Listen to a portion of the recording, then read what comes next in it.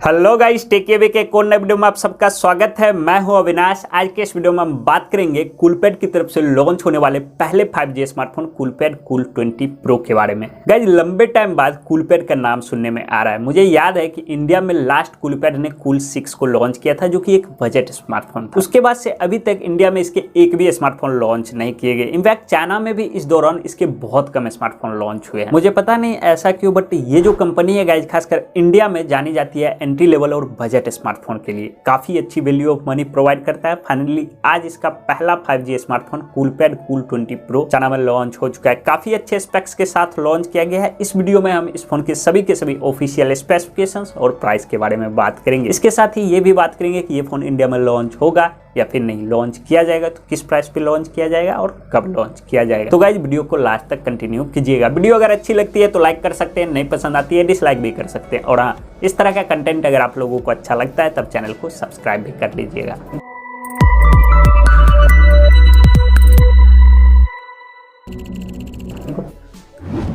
चलिए गाइस, सबसे पहले बात करते हैं इस फोन के डिजाइन एंड डिस्प्ले के बारे में। तो ये जो फोन है ये 8.3 mm थिकनेस के साथ आता है और 193 ग्राम इसका वेट है। तो फोन थोड़ा सा बल्कि है, थोड़ा हैवी भी है। 4 कलर में इस फोन को लॉन्च किया गया है। फ्रंट एंड बैक पूरी तरीके से इसमें फ्लैट डिजाइन देखने को मिलता है। पॉलीकार्बोनेट बैक के साथ आता है जिसके ऊपर मैट फिनिश दिया गया है। टॉप लेफ्ट में कैमरा हाउसिंग है जिसमें कि 3 कैमरा सेंसर, एक LED फ्लैश लाइट दी गई है। फ्रेम प्लास्टिक का है और फ्रंट की तरफ इसमें ग्लास दिया गया है जहाँ पे वाटर ड्रॉप नॉच डिस्प्ले देखने को मिलता है। 6.58 इंच का LCD डिस्प्ले दिया गया है जो कि FHD प्लस रेजोल्यूशन के साथ आता है। 20:9 एस्पेक्ट रेशियो में ही डिस्प्ले है। 120 हर्ट्ज का फास्ट रिफ्रेश रेट, 180 हर्ट्ज का टच सैंपलिंग रेट देखने को मिलता है। साथ ही DCI-P3 कलर गैमिट को भी सपोर्ट करता है और HDR10 भी सर्टिफाइड है। तो फोन गुड लुकिंग है, डिजाइन और लुक्स वाइज काफी अच्छे देखने को मिलते हैं। इसके अलावा स्पेक्स वाइज यहाँ पे डिस्प्ले भी ठीक ठाक दिया गया है। मैं बहुत अच्छा नहीं कह सकता क्योंकि जो प्राइस इसकी है उसके अकॉर्डिंग इसमें कम से कम AMOLED स्क्रीन देनी चाहिए थी।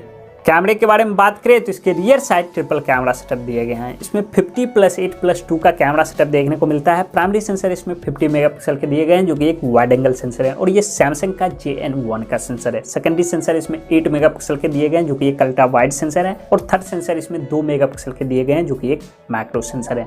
फ्रंट की तरफ इसमें 8 मेगापिक्सल का सेल्फी कैमरा दिया गया है। तो कैमरा सेटअप इसका डिसेंट है। मैं बहुत अच्छा नहीं कह सकता क्योंकि इस प्राइस पे सेल्फी के लिए कम से कम 13 या फिर 16 MP का सेंसर देखने को मिलना चाहिए था।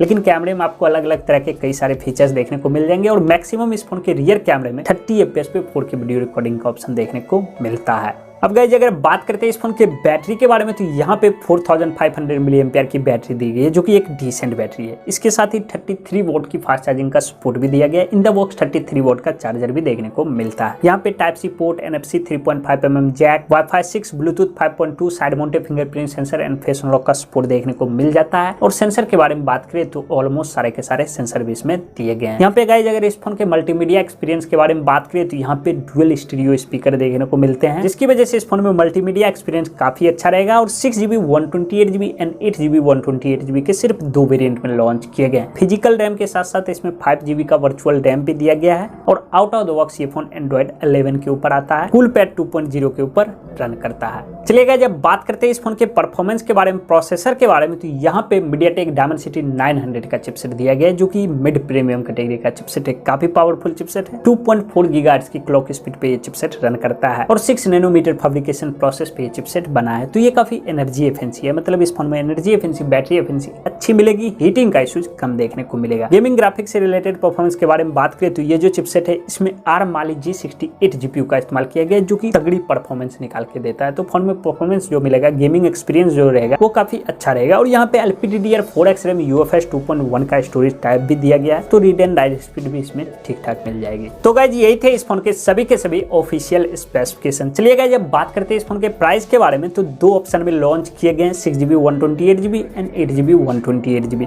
बेस मॉडल की प्राइस चाइना में 1799 युआन रखी गई है जिसे इंडियन रुपीज में कन्वर्ट करते हैं 21,000 रुपीज होती है। ये इसकी ऑफिशियल प्राइस 1599 युआन रखी गई है। इसकी first sale price Indian rupees में कन्वर्ट करते हैं तो 18,000 रुपीज होती है। और जो सेकंड वेरिएंट है उसकी प्राइस चाइना में 25,000 रखी गई। तो प्राइस सेकंड वेरिएंट की मुझे थोड़ी सी ओवर लग रही है, लेकिन जो फर्स्ट वेरिएंट है उसकी प्राइस मुझे डिसेंट लग रही है। अगर ये फोन इंडिया में लॉन्च होता है, अगर लॉन्च किया जाता है, तो पॉसिबली इसी प्राइस पे इंडिया में भी लॉन्च किया जाएगा। अगर इससे अधिक प्राइस रखी जाती है तो iQOO G5 काफी अच्छे स्पेक्स के साथ ऑलरेडी पहले से अवेलेबल है। तो अगर इसके इंडिया लॉन्च के बारे में बात करें तो अभी तक कूलपैड की तरफ से इंडिया लॉन्चिंग को लेकर कुछ भी कंफर्म नहीं किया गया है। तो आने वाले टाइम में पता चल जाएगा कि यह स्मार्टफोन इंडिया में लॉन्च होगा या फिर नहीं। तो देखते हैं दोस्तों क्या होता है। तो गाइज इस वीडियो में इतना ही। वीडियो अगर अच्छी लगती है तो लाइक कर सकते हैं, नहीं पसंद आती है डिसलाइक भी कर सकते हैं। और हाँ, इस तरह का कंटेंट अगर आप लोगों को अच्छा लगता है तो चैनल को सब्सक्राइब भी कर सकते हैं। मिलते हैं गाइज अगले वीडियो में, तब तक के लिए जय हिंद।